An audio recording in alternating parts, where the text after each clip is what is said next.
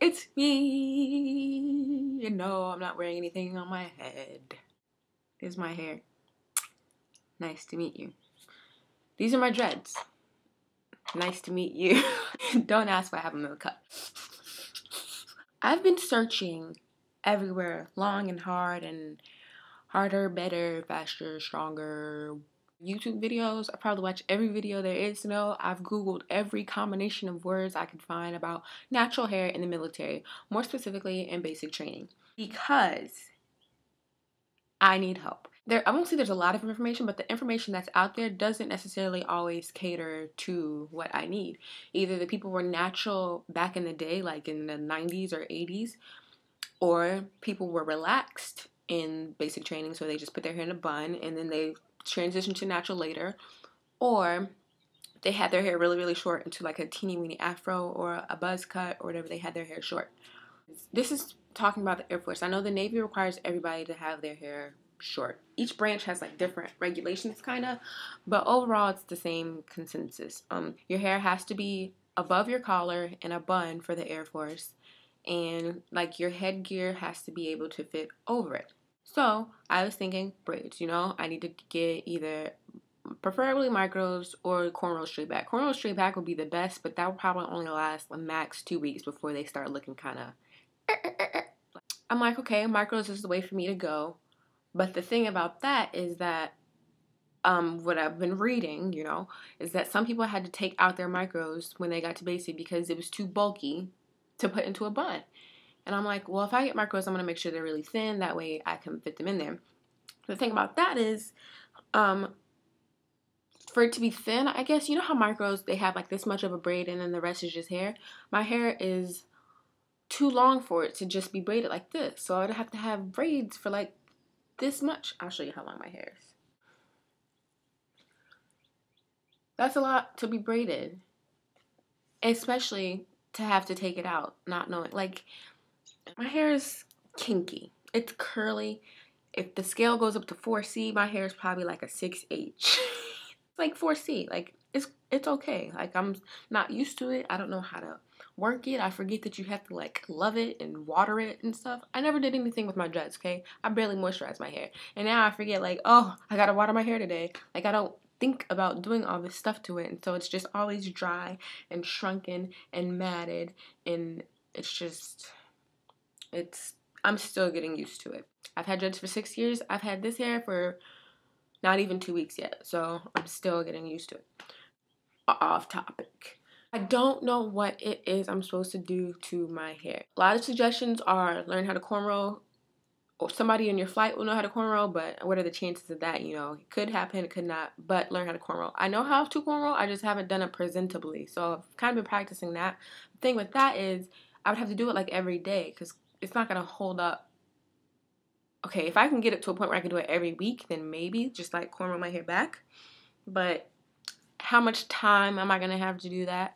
How many products am I going to be able to bring? I know that gel is probably like a staple item. I don't know exactly when I'm going to get our ship date, but if it's within like the end of the summer or fall or winter even, my hair is going to grow some more. So that'll give me some more to work with. Because at this point, it's too long to be worn in just like an afro because my headgear won't fit on this. And it's too short to be able to put in a bun, and it's probably too poofy to be able to put in a bun as well, especially if I can't use all the products in the world to get it slicked back into a bun. So I feel like I'm on the cusp. I'm in the middle, because all the stuff I've read is people who just cut their hair short, cut their hair really, really short, got perms, or their hair is fine enough to just slick in a bun. And when I'm in basic training, the last thing I want to be worried about is my hair, because I'm going to have other stuff to worry about. And the thing is, when my hair is longer, if I am able to put it in a bun, they like make sure you clean every hair off of everything. My hair sheds a lot. There's little curly BBs everywhere. So I'm not trying to get my whole flight in trouble because of my hair not wanting to stay on my head. I'm just really stressing out about this right now, and I don't even have a date to ship out yet. And I'm like worried, like, how am I going to do my hair? I was so set on micros, but then I've read that people have had to take their micros out. But then I've also read that it depends on who your TI is, or depends on what your leader is like or whatever. Some people allow them. They are allowed. They just have to be able to fit. There's like regulations, rule number, or whatever. I'll put it down there if you want to read it about exactly what you can and can't have. You cannot have dreadlocks. You can have artificial hair as long as it is natural looking, I guess. And you can have weaves and sew-ins, but people don't recommend that because of whatever, it's hard to wash.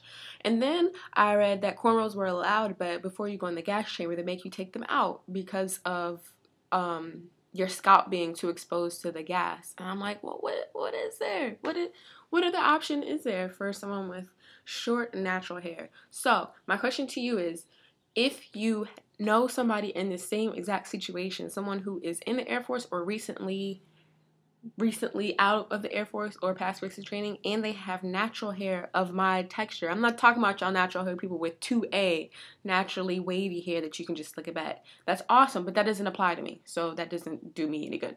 Kinky hair that either got braids or something, like what is allowed and what is not allowed, because it's all across the board. People say one thing is definitely allowed, and then that same thing somebody will be like, oh, I had to take them out. And I'm like, well, what am I supposed to do? Like, it's not in the rules that you have to relax your hair or that you have to cut your hair for the Air Force. Like Navy, they do have to cut their hair, but not, you don't have to say, oh, that shouldn't be a rule, white people can wear their hair like this, blah blah blah.